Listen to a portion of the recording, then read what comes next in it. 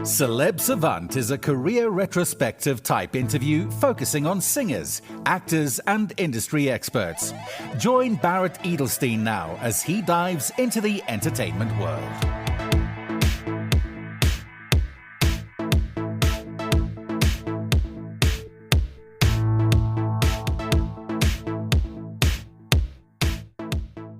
American singer-songwriter Arwen Lewis inhabits our blue planet, but so much about her believes and belongs in the celestial realm. First and foremost, her earthly angelic voice. Then there's her lineage, the granddaughter of Oscar-winning actress Loretta Young and the daughter of Peter Lewis, a founding member of 60s psychedelic cult heroes Moby Grape. She's been part of the creative cosmos all her life, so it's no surprise that Arwen's new EP is called Under the Stars, while her self-titled debut, released in 2015, featured her interpretations of her father's songs. This time out, she's flying higher as both producer and writer. Self-penned tunes from her latest project include Man on the Moon and Winter. Not that Arwen could resist digging into her dad's archive with a lilting countrified cover of his Black Moon. Plus, she brings her earnest, unaffected gift to a pair of iconic tunes, a trumpet-driven version of Jackson Browne's Doctor My Eyes, and frankly folky take on Joni Mitchell's I Think I Understand. Up next on Celeb Savant, we've got Arwen Lewis. Where in the world are you and how are you doing? Well, I'm wonderful, thank you. And I am in Southern California. From what age, whether it was a child or a teenager, did you feel cool? You want to be in the entertainment creative world, and how did that journey progress to where we are today? I mean, I always had a desire to play music. And I mean, I performed, in ballet and tap and jazz, like since I was a young child, but I never really decided to pursue it professionally until I had graduated college. So I was about 22, actually, in my early 20s when I started professionally pursuing music. Yeah, I just always had this very strong desire to not even necessarily need to be a performer, but to be able to play music and sing and write songs. I think any creative person, whether they're an artist or a musician or a dancer, if they can't do that and have the desire, it's basically like unbearable. And I knew, obviously, my father was a songwriter. Maybe you don't know that, but my father is a songwriter and musician.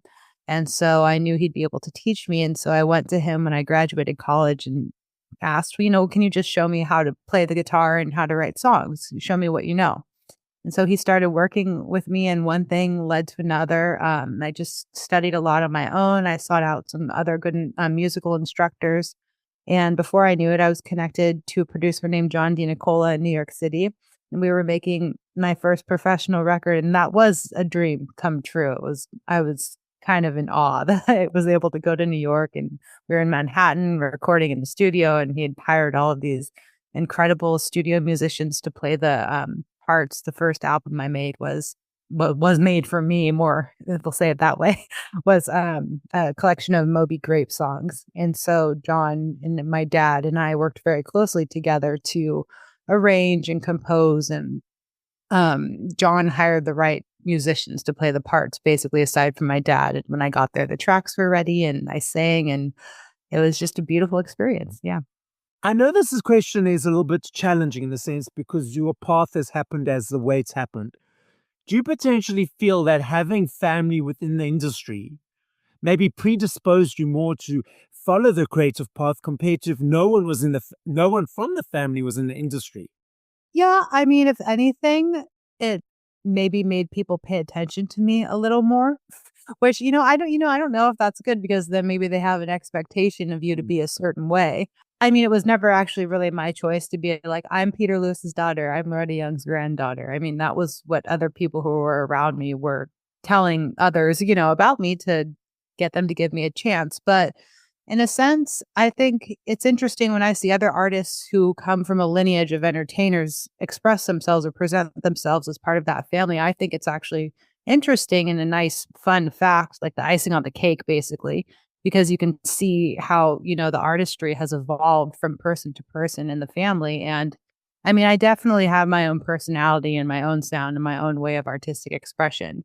I've been shaped by my dad as a musician. Also, it's relevant for me to, I guess, present myself as his daughter because I was trained under him. Whoever Mozart was learning from probably, was telling people or telling the world that Mozart was his protege or whatever.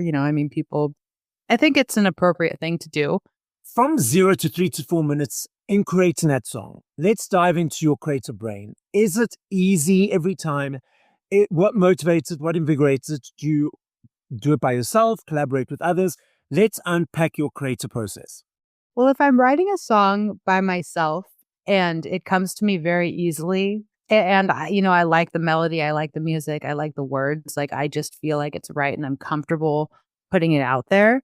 And usually when I'm collaborating with somebody, it's usually when I've written a song and I've gotten a chord progression, but I would like a little help with the music. And so then I'll reach out to a musician or if it's somebody I'm already connected with, and ask them to compose music within the chords. But most of the times, in my experience, they've found if it's an original song, not if we're doing a cover, yeah. But, they'll find like another melody or, maybe another tempo. And then, create music within the chord structure that I've created. And then I go back and sing to that. And if I'm working with somebody who has like production experience, sometimes like they'll give me input on how to sing the song but that's kind of how like my songwriting process works in collaboration. And all the songs that I've professionally released on my EP Under the Stars they were all like that. I had the bones of the songs, and then there are a couple covers, which actually I guess they did kind of happen that way. Then we built the music around, the chord structure of those songs that weren't note for note the same as the original versions of Doctor My Eyes or I Think I Understand. But in contrast, the Moby Grape album that we made, that was note for note because there's you can't just like do an improvisational recording of Moby Grape because it wouldn't have been appropriate for that particular project. But yeah, there was an alternative approach to all the songs, I guess, on Under the Stars. But yeah, and then I guess I did that for myself too. Later, I recently released a piano version of my song Man on the Moon. I had originally written that song on guitar, and then I played it on the piano at a friend of mine's studio. And I ended up, composing music differently for that. So I had learned from the people that I had worked with who had done that for my songs. And then I guess I just took that approach and did that for myself. So yeah, that's my creative process. So you referenced a term a little bit earlier, chord progression. So for the people who are not in the industry who don't understand, can you give a description or explanation of what a chord progression is? Like when you hear Adele sing a song, like in the beginning of the song, she might be singing kind of low, right? And then she moves up, like she'll start to sing higher. And you might notice like the melody change or the music, her voice moves around. And so I guess the most layman's terms that I could present it in would be, every time you hear the voice changing or the music changing in different sounds, yes, the chords are changing. To get into music, right? Like, so typically each song or each musical composition, or maybe it's sectioned off this way. It depends on if it's classical music. So basically each song is in a particular key.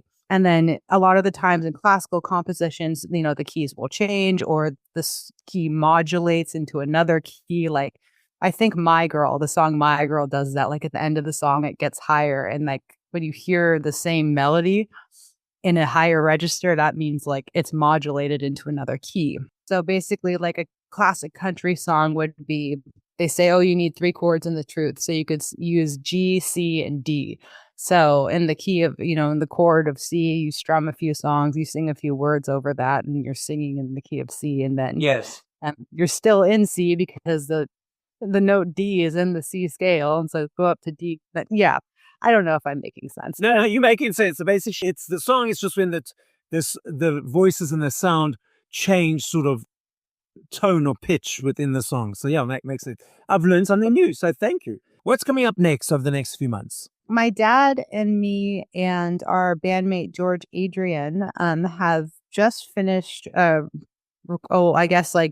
Finished a live EP recording that we made at a venue in Solvang called Lost Core Guitars. And we've been working together as a songwriting trio for about 10 years now. And there are some original songs on that EP and I think one Moby Grape song. But my dad and George primarily wrote together starting off, and then I kind of joined in. And there's another version of one of my songs on that record. It'll be the third version of my song Winter that we're going to release. It's a rock version. And it's bass drums and 3 guitars and 3 harmony vocals. And we're very excited about that. So you can keep an eye out for that live recording coming out in the next few months here. I love me a CD. I still budget for my CDs for every month. For me, it's an energy exchange to say thank you to you guys for all the hard work in the creative process. I love the journey of the choice, the receiving, the unpacking, the booklet, song 1 to whatever number. I'm unsure if you're aware that CDs, vinyls, cassettes, massive comebacks.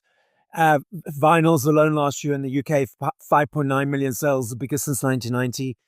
Also in the UK, there's a basket of goods that they gauge exchanges on for tax purposes. I'm not exactly sure what for, but naturally there needs to be a number of exchanges for them to monitor it.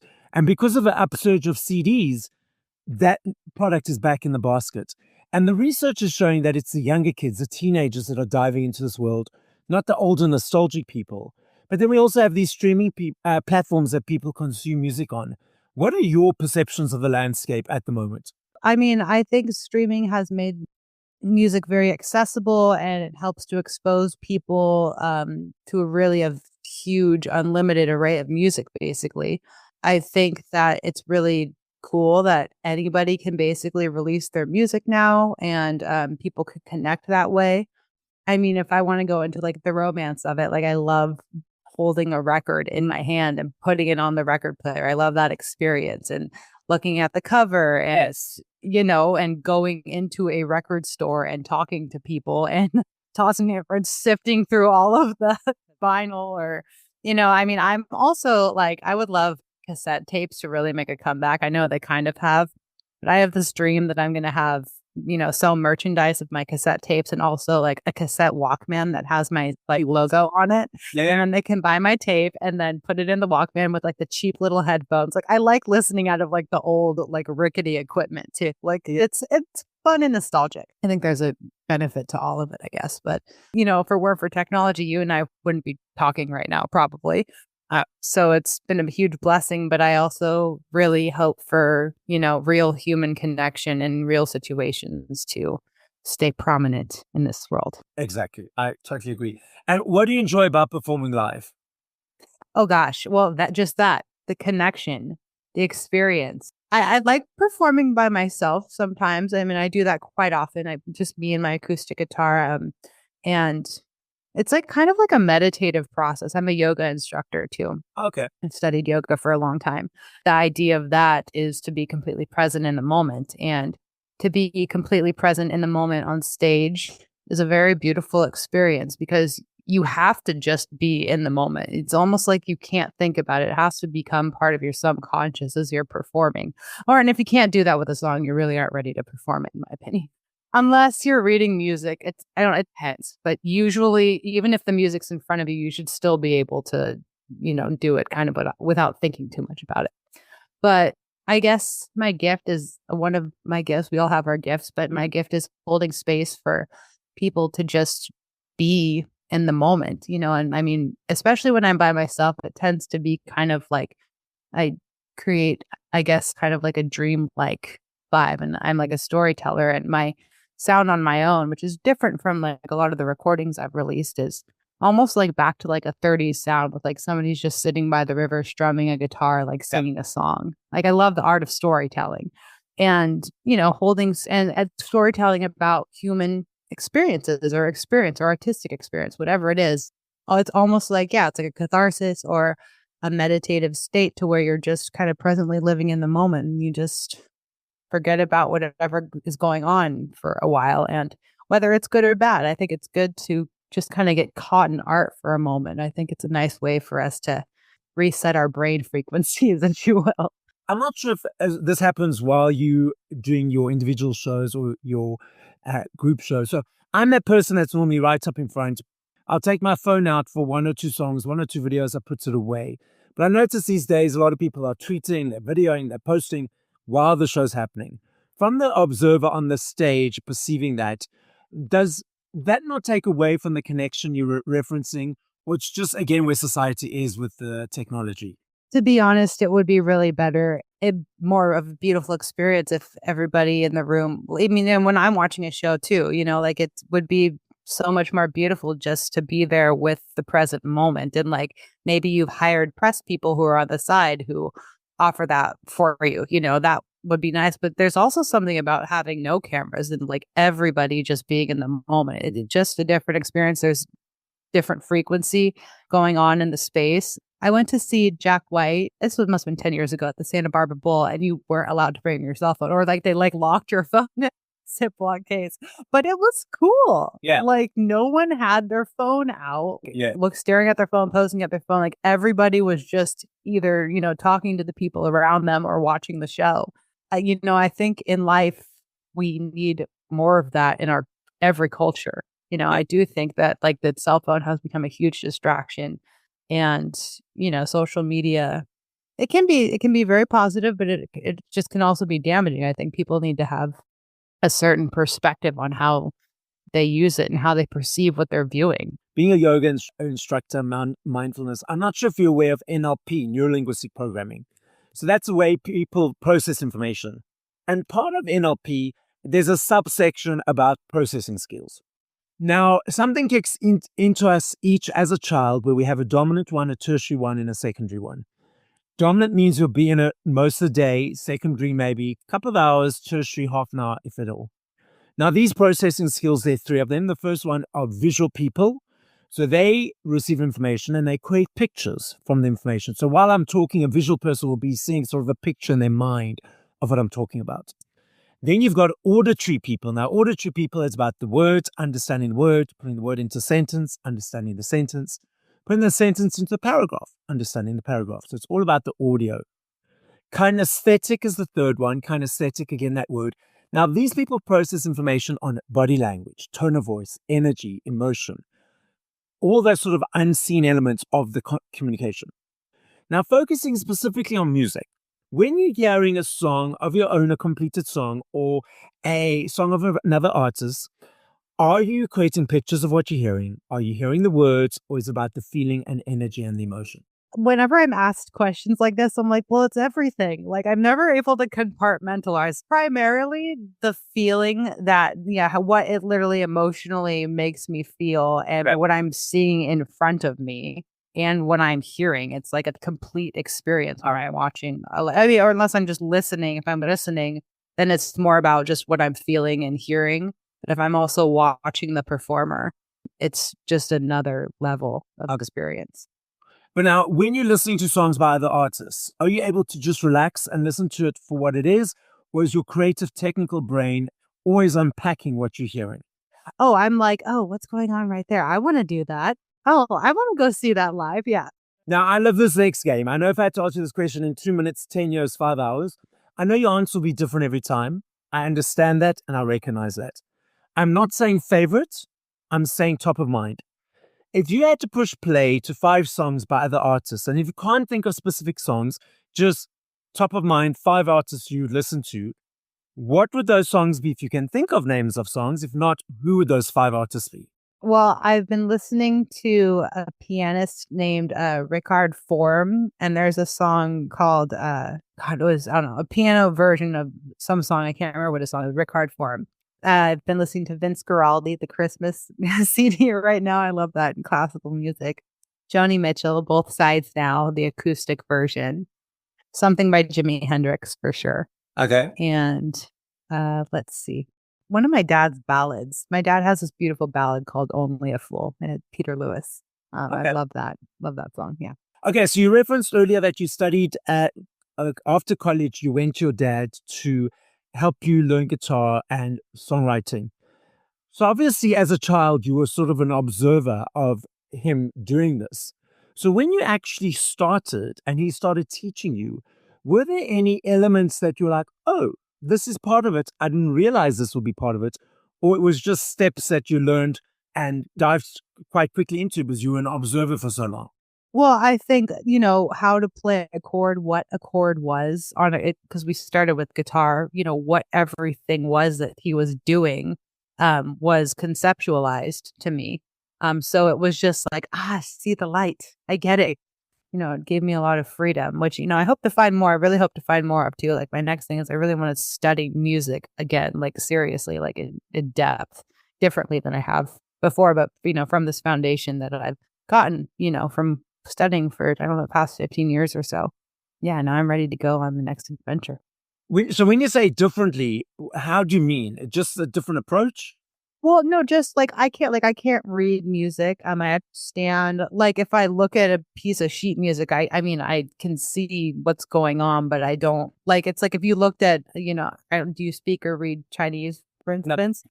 I don't. So like right, like so if I looked at like a Chinese scripture or something, I would say, oh, this is a Chinese writing, but I don't understand what it means.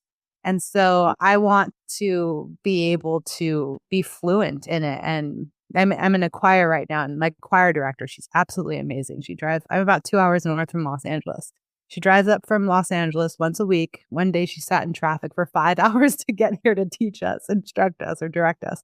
But once we get into the practice room, and there's the altos, the sopranos, the bass, and the tenors. And so there are 4 parts basically in each choral piece. When she's directing us, she can look at the note or look at the line and sing it, each group telling them which part their part is, like instructing us and showing us like how like to use our voices to like sing flat or not be sharp, to sing in tune basically.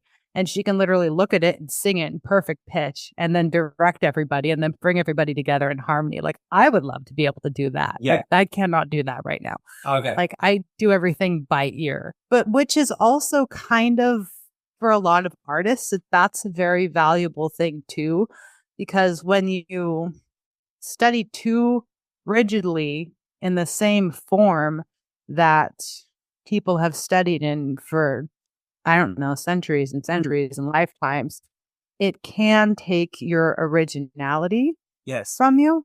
And so there's a certain simpleness to what I do right now that I think makes me who I am as an artist. Okay.